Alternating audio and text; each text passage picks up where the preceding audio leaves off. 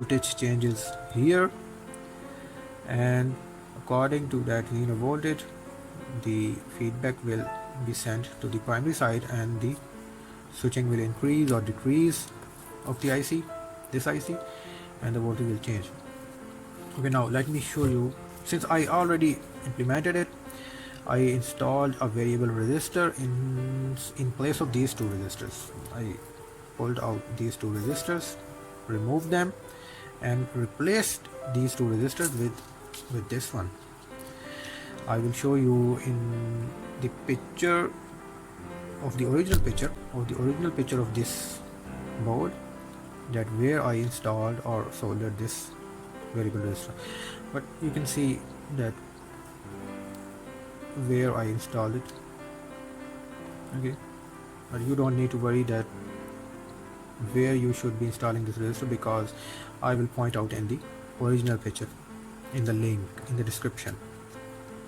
Okay, let me show you how it works.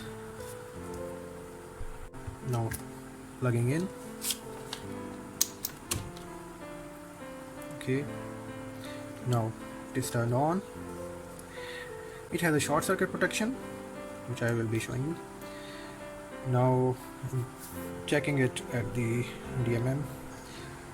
You need to be very careful for any shock, because the primary side is live 400 volt DC, so be very careful.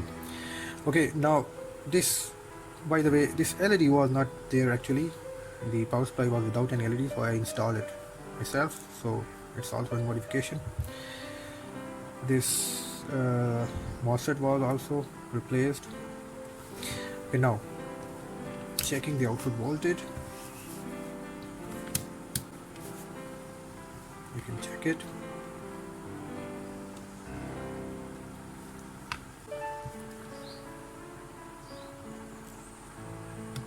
Okay, now it's 19.5 volts.